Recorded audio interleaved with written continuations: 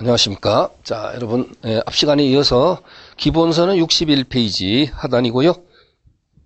자, 핵심 교재는요, 17페이지 되겠습니다. 17페이지 하단입니다. 자, 앞 시간에 여러분 마지막에 제가 설명드린 것이 바로 뭐냐면, 모든 취소권자의 상대방 보호제도에서 추인과 법정 추인, 취소권의 단기 소멸에 대해서 설명을 드린 바 있습니다. 그러면 이번 시간은 제한 능력자와 거래한 상대방 보호의 특유한 제도, 이것을 보셔야 되고요. 시험 문제는 여기서 출제가 또 잘 되는 부분이에요. 자, 어디서 나온다고요? 제한 능력자 상대방 보호의 특유한 제도. 그래서 거기에는 자, 제일 먼저 확답을 촉구할 권리라고 나오죠, 여러분. 확답을 촉구할 권리. 네.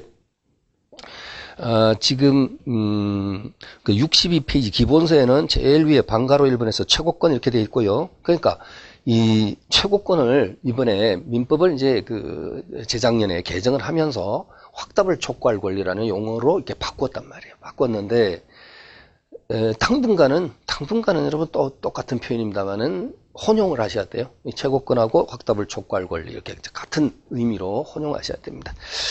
근데 이제 민법이 이렇게 한번 이걸 바꾸면 뒷부분에도 최고권이라는 용어가 나오거든요. 조문 이제 가다 보면 예를 들면 무권 대리인과 거래한 상대방의 최고권이 있거든요. 거기도 그럼 확답을 촉구할 권리로 같이 바꿔줘야 되는데 앞에는 바꾸고 뒤에는 안 바꾸고 그런 식으로. 그러니까 어떤 통일성이 없어요. 개정이 통일성이 없어. 그래서 여러분 그냥 여러분 참고로 들으십니다만은 이건 꼭 기억하셔야 돼요. 뭐냐면 확답을 촉구할 권리, 최고권 당분간 혼용을 해서 여러분이 기억을 해 주셔야 되고, 또 관련 판례는 여전히 최고권으로 나와 있는 판례들이 많이 있기 때문에 그렇게 같이 기억하는 겁니다.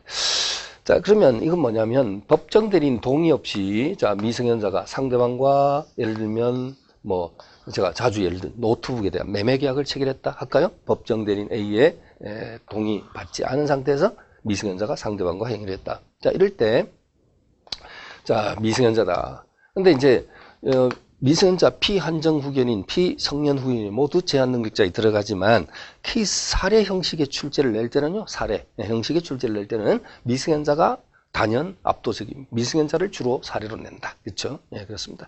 자, 그러면 이와 같이 동의 없이 한 행위를 는 법률행위는 노트북 매매 계약은 무슨 사유 된다고요? 취소 사유가 되는데 여기에 대해서 상대방이 자, 최고권을 행사해. 확답을 촉구할 권리 행사할 수 있다. 최고권. 근데 이 최고는요, 상대방이 반드시 선의 이기를 요하지 않습니다. 선의 악이 불문하고 최고권은 인정이 됩니다. 그런데 조심해야 되는 게 바로 여러분, 지금 17페이지 핵심 교재의 하단이죠, 여러분. 도표가 하나 있을 거예요. 그 도표를 잘 봐두셔야 돼요. 자, 그래서 이 최고는 확답을 촉구할 권리는 이것은 누구를 상대로 최고를 하느냐면 이와 같이 미성년자와 법률행위한 상대방이 일단 법정 대리인에게 최고를 보낼 수 있다. 그러니까 미성년자에게는 직접 최고의 상대방 이거 될 수 없습니다. 미성년자는 직접 최고의 상대방이 될 수 없어요. 그래서 거기 여러분 도표를 보시면 제가 도표로 정리를 잘 해두었는데요.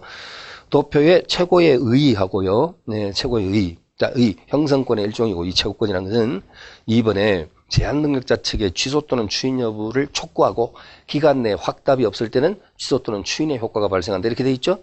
자, 조금 이따 효과에서 보자고요. 요건은 보시면 상대방은 제한 능력자 측에 대하여 자, 1월 이상, 그 1월 동그라미 쳐두시고 1월 이상의 유예기간을 정해서 추인 여부의 확답을 최고할 수 있다. 그 상대방 조심해야 됩니다. 법정 대리인 또는 뭐라고 되어 있어요? 제한 능력자이었던 본인이라고 되어 있죠. 과거형으로 되어 있죠. 그러니까 제한 능력자는 직접 최고의 상대방이 될 수 없다는 거 조심하시고, 이 미성년자가 만약에 상대방이 최고를 보낼 때는 이미 성년자가 됐다라고 한다면 그때는 직접 최고의 상대방이 될 수 있어요. 자, 제 말 여러분 이해하시죠? 법정 대리인 또는 제한 능력자이었던 본인이란 뜻은 얘가 만약에 법률행위 할 때는 미성년자였지만 상대방이 최고를 보낼 때는 이때는 성년자가 됐다고 한다면 이때는 직접 최고의 상대방이 될 수도 있다. 이해하셔야 돼요. 자, 그러면 효과를 한번 보시죠. 효과를 보시면요. 기간 내, 그럼 상대방이 최고를 보낼 때는 얼마 이상 유예기간이랬죠, 방금? 1월 이상의 유예기간을 정해서 최고를 보내야 되고요. 이런 게 여러분 꼭 기억해야 돼요. 왜냐하면 나중에 중요한 또 무권 대리인과 거래한 상대방의 최고가 또 있거든요. 거기서는 1월 이상 유예기간이 아니라 상당 기간을 정하여 최고를 보는데 상당 기간으로 되어 있습니다. 자, 이런 것을 서로 출제자가 바꾸어서 여러분을 교란시킨단 말이에요. 그래서 여기서는 1월 이상 기억하시고, 그러면 이렇게 해서 최고를 보냈는데 기간 내에 법정 대리인이 확답을 발신하지 않을 때, 자, 여기서 키워드 하나 또 나왔어요. 발신에 동그라미 쳐야 됩니다. 우리가, 여러분, 의사표시 이론에서 공부하실 텐데, 상대방 있는 의사표시는 상대방의 의사표시가 도달한 때 효력이 생긴다는 도달주의를 우리 민법은 원칙으로 합니다. 도달주의, 나중에 공부할 거예요. 그런데 예외적으로 발신주의를 취하는 경우가 우리 민법에서 6개 사례가 있어요. 경우가 있습니다. 그 중에 중요한 거 하나가 바로 이겁니다, 여러분.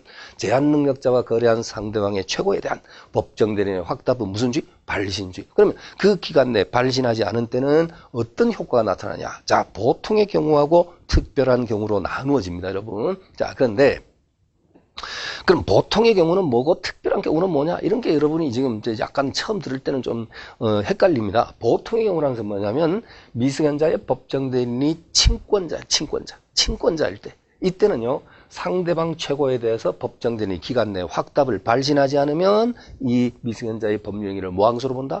추인한 것으로 본다. 그대로 인정한 것으로 본다. 그럼으로써 누가 보호돼? 상대방이 보호된단 말이에요. 그런데요, 보통의 경우가 아니라 특별한 절차를 필요로 요하는 경우, 이 특별한 절차라는 것은 뭐냐면요, 미승현자의 법정 대리인이 친권자가 아닌 후견인인 경우, 후견인은 여러분, 아니, 미승현자가 부모님 일찍 돌아가시고, 그죠? 일찌감치 돌아가시고, 예를 들면 후견인이 법정 대리인으로 선임되어 있는 경우도 있을 수 있거든. 근데 그 미승현자 예를 들면 삼촌이라든가, 이런 사람이 후견인으로서 법정 대리인으로 역할을 하고 있는 경우도 있을 수 있잖아, 그죠? 그런 경우에는요, 이 상대방의 최고에 대해서 이 법정 대리인인 후견인이 답변을 할 때는, 상대방한테 뭔가 확답을 하려고 할 때는요, 후견 감독인의 동의 절차를 거쳐야 된다. 그렇죠? 예전에는 가정법원에 그 동의 절차가 필요했었던 것입니다. 그걸 좀 완화해서 이제 후견 감독인의 동의로 됐는데, 그건 여러분이 기억하지 않으셔도 돼요. 일단은 뭐냐면 친권자가 법정 대리일 때는 이때는 뭐요? 그대로 기간 내 확답이 발신되지 않으면 추인한 것으로 보고, 특별 절차를 요하는 경우하면 미승현자의 법정 대리인이 후견인인 경우고, 뭐 후견 감독인의 동의 절차가 필요하다. 이렇게까지 여러분이 기억을 정확하게 하시면 좋겠지만 굳이 그렇게까지는 하지 않으셔도 됩니다. 왜냐하면 미승현자의 왜 그러면 여러분 후견인은 그렇게 일단 뭔가 제한 장치를 하나 더 두고 있느냐, 후견인에 대해서는 실제로 여러분 미승현자의 부모가 막대한 재산을 물려주고 갑자기 뭐 교통사고로 사망했다 치자고요.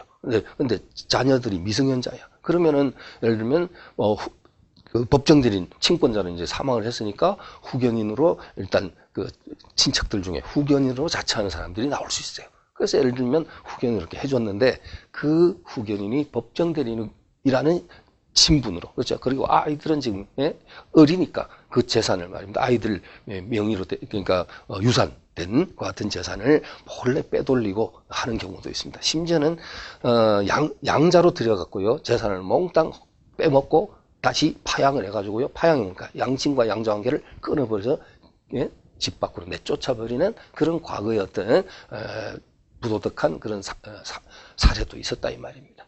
일찍 부모가 돌아가시는 바람에, 그렇죠? 재산이 없다면 모르겠는데 많은 재산을 물려주고 사망한 경우에 이때는 그런 또 어두운 그런 모습들이 실제 사례가 있다. 이 얘기를 제가 왜 했냐면요, 일단 후견인이 법정 대리일 때는 단독으로 상대방의 이런 최고에 대해서 단독으로 의사결정해서 할 수 없어요. 일단 감독인의 감독을 받아야 된다, 이 뜻입니다. 그런데 그러면 여러분이 나 지금 기억할 게 그러면 약간 복잡해졌다, 여러분 스스로. 보통 경우는 뭐 친권자로 기억해야 되고 특별한 경우는 후견인이고 뭐 절차가 또 필요하다.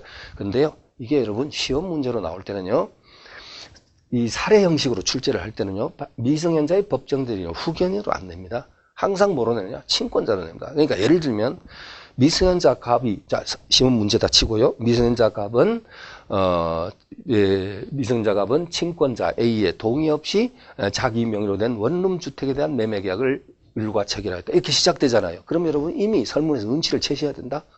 미승현자의 갑의 친권자 A 동의 없이 이렇게 시작하니까 그냥 무심코 읽지 마시라니까요. 친권자 A의 동의 없이 이렇게 하니까 밑에서 질문 밑에 지문에서 분명히 상대방의 확답을 촉구할 권리 최고에 대해서 법정 대리 기간 내에 확답을 발신하지 않으면 어떤 경우로? 보통의 경우로 봐서 추인한 것으로 본다. 이 지문이 나와야 되는데 특별한 절차로 와가지고 취소한 것으로 본다. 이렇게 나올 수도 있다. 틀리게.